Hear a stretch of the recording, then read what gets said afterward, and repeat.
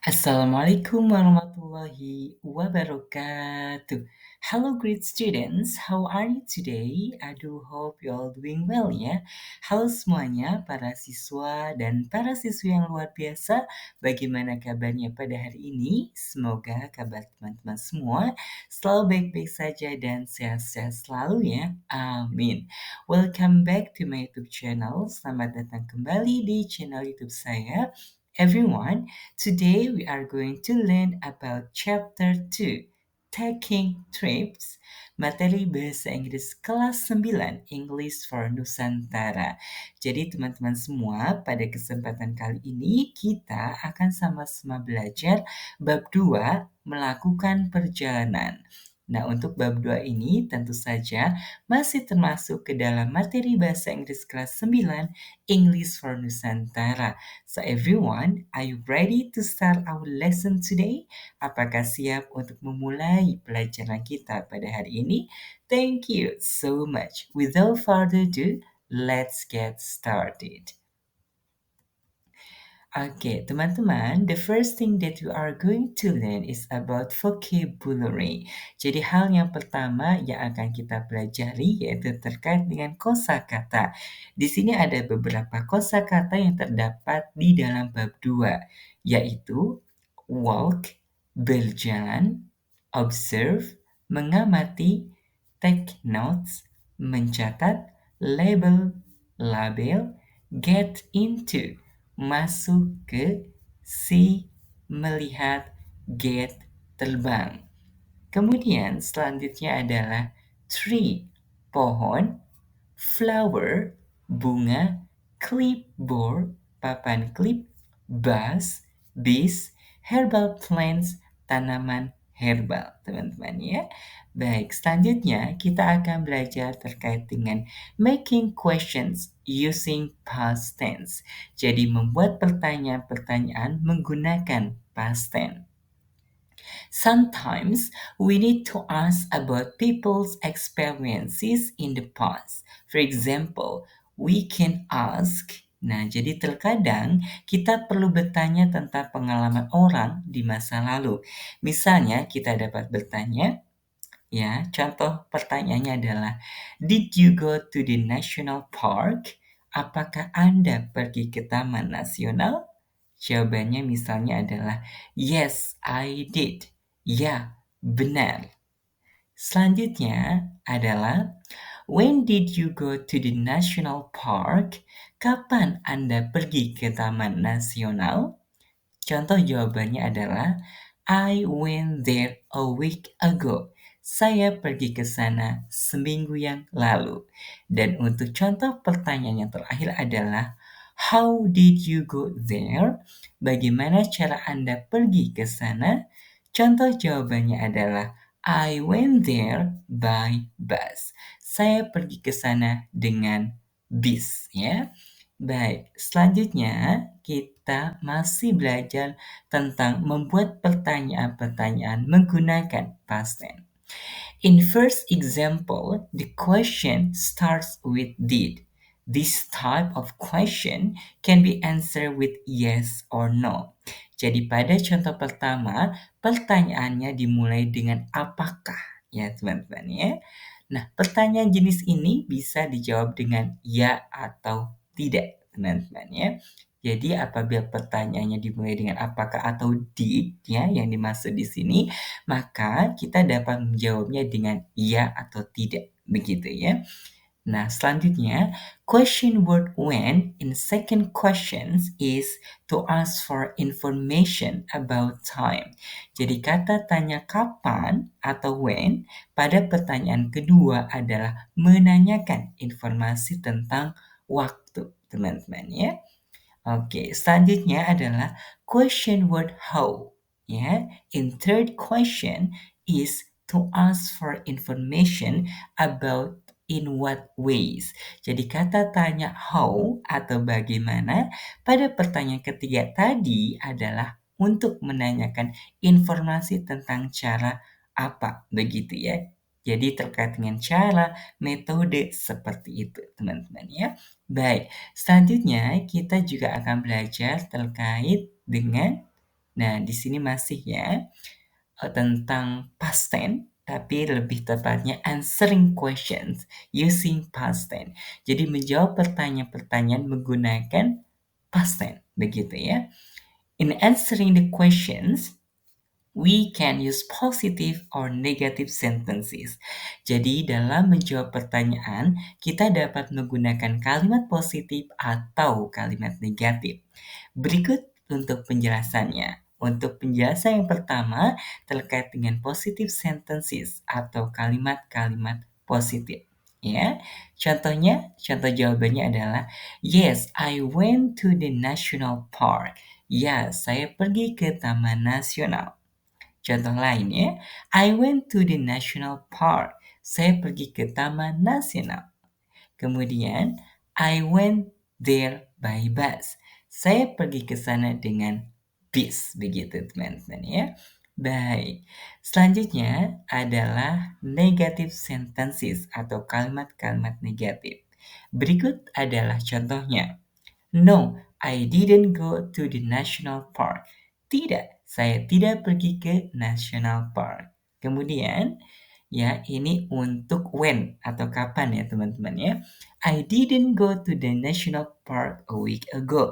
Saya tidak pergi ke Taman Nasional seminggu yang lalu. Dan untuk yang terakhir, I didn't go there by bus. Saya tidak pergi ke sana dengan bis ya. Jadi didn't is a contraction form of did not. Did plus not is used with all subjects in negative past tense. Jadi didn't, teman-teman, merupakan bentuk kontraksi dari did not. Nah, did plus not ini kita gunakan ya, digunakannya itu dengan semua subjek dalam bentuk lampau negatif. Baik I, baik you, ya, baik we, she, he, it itu pasangannya adalah did not ya, kata kerja bantunya itu did not.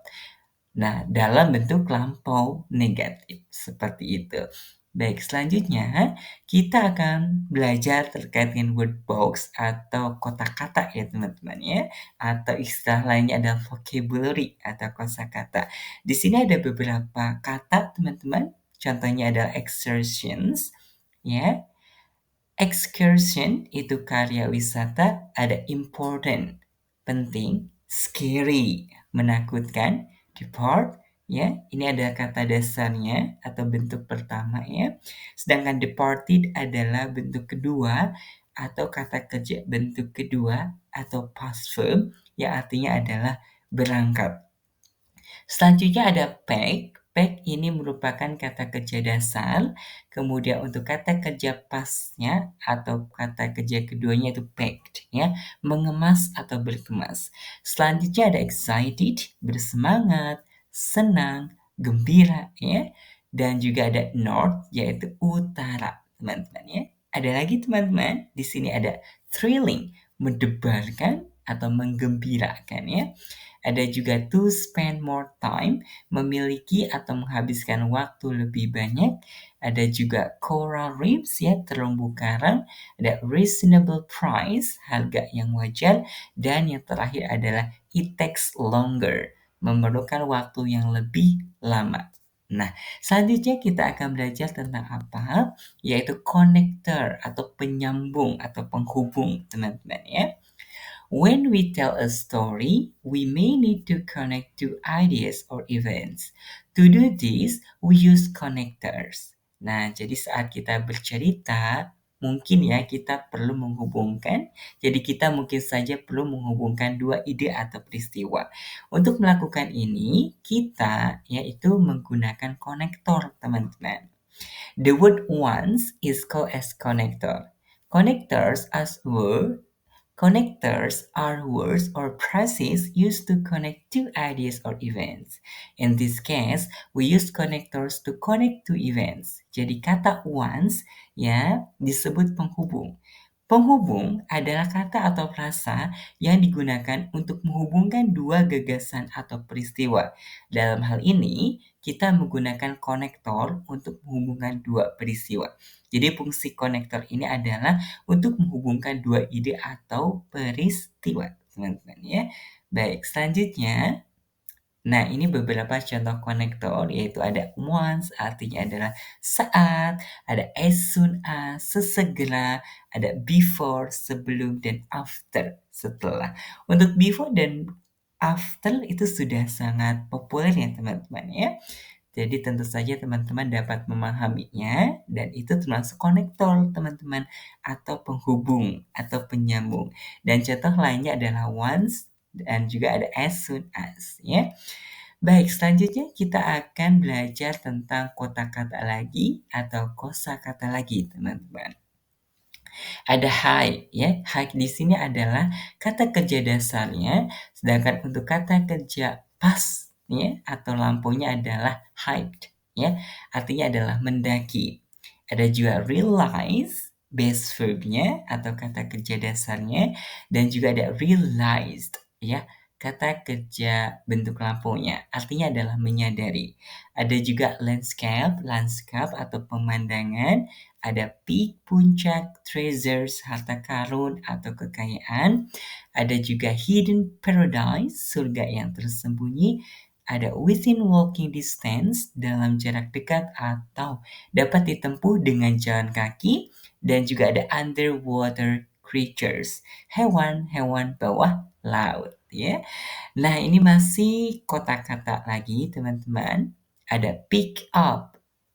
Pick up ini adalah base verb-nya atau kata kerja dasarnya, sedangkan picked up past verb atau kata kerja lampau. Artinya adalah jemput atau menjemput. Ada juga embark, ya, base verb-nya, sedangkan embarked past verb-nya. Artinya adalah memulai perjalanan. Ada juga book yang merupakan kata kerja dasarnya, sedangkan kalau ada ed-nya atau ed-nya yaitu booked adalah bentuk dari kata kerja past atau past verb, artinya adalah memesan. Ya, jadi book itu artinya bukan hanya buku saja teman-teman, tapi memesan begitu ya. Ada juga reward artinya hadiah atau penghargaan, ada to serve berselancar, dan juga ada to stay overnight bermalam atau menginap. Selanjutnya masih word box teman-teman. Ada accompany, menemani. Ada head towards atau head to artinya adalah sama ya, menuju ke. Ada dare, berani atau memberanikan diri. Ada put on, memakai. Ada approach, mendekati. Offer, menawarkan. Observe, melihat atau mengamati. Ada juga lose track of, tak dapat mengingat atau menghitung ya. Dan juga ada harbor, pelabuhan, motorboat, perahu motor, excitement, kegembiraan, gear, perlengkapan, all set, segalanya atau semuanya sudah siap. Ada underwater, bawah air. Selanjutnya ada apa lagi? Di sini ada house reef, rumah karang atau terumbu karang terdekat dari risau menyelam ya atau snorkeling. Dapat diakses dari bibir pantai dengan hanya berenang. Nah, itu adalah house reef ya. Cukup panjang teman-teman, tapi cukup jelas juga ya untuk penjelasan apa yang dimaksud dengan house reef itu. Ada juga green sea turtle, penyu laut hijau. Ada invent, menciptakan. Retrieve, mengambil. Breathing tube, tabung pernapasan. Ada submarine, kapal selam juga teman-teman ya. Nah, ini untuk word box yang terakhir ya, ada with reference to, mengacu kepada, ada submerged ya, submerge ya, menyelam, terendam, tenggelam ya. Kemudian ada sponge, bunga karang laut, dan ada hollow reeds, tumbuhan bulu berongga. Yes. Jadi ada submerge, sponge, hollow reeds begitu ya. Nah, selanjutnya kita akan belajar apa lagi? Nah, kita akan belajar tentang talking about the events atau berbicara tentang dua peristiwa atau dua kejadian. When we talk about the events that happen at the same time in the past, we combine two tenses. Jadi saat kita berbicara atau ketika kita berbicara tentang dua peristiwa yang terjadi pada waktu yang sama di masa lalu, kita menggabungkan dua tenses. Contohnya di sini teman-teman ya, ada dua peristiwa yang terjadi dalam waktu yang bersamaan. While I was swimming a little further down, I saw green sea turtles. Ya, jadi ada dua peristiwa ya teman-teman. Begitu, tapi untuk yang pertama itu menggunakan past continuous teman-teman ya. Sedangkan untuk yang kedua adalah past tense. Begitu teman-teman ya. Nah, untuk past tense di sini itu secara sekilas ya teman-teman ya. Jadi tidak lama begitu ya. Sedangkan untuk I was swimming karena sedang ya teman-teman. Jadi waktunya lebih lama ya. Sedang berenang begitu. Baik, selanjutnya kita akan belajar terkait dengan features of recount text atau fitur-fitur dari text recount.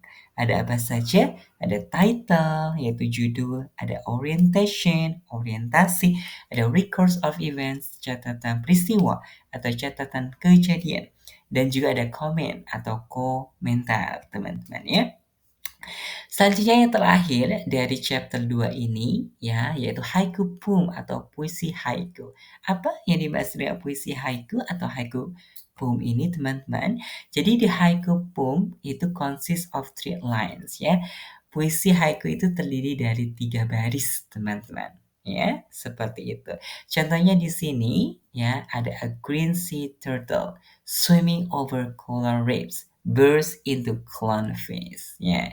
Di sini ada keterangannya ya, ada line pertama itu ada 5 syllables atau 5 suku kata ya. A green sea turtle. Nah, 5 syllable ya. A green sea turtle. Nah, 5 suku kata. Sedangkan untuk line 2 atau baris kedua ada 7 syllables atau 7 suku kata. Mari kita buktikan. Swimming over coral reefs. 7 ya. Swimming over coral reefs. 7 syllables atau 7 suku kata ya.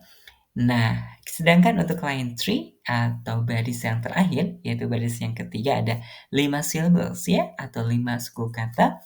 Burst into clownfish. 5 ya. Burst into clownfish, teman-teman ya. Okay, everyone, I think that's all for our lesson today. Thank you so much for your attention. I do hope this material will give us many benefits ya. Semoga untuk materi ini dapat memberikan banyak manfaatnya untuk kita semua. Amin. So everyone, I think that's all for today. So let's close our class or our lesson today by saying, stay happy, stay healthy, stay cool, stay motivated, stay focused, and have a great day. Wassalamualaikum warahmatullahi wabarakatuh.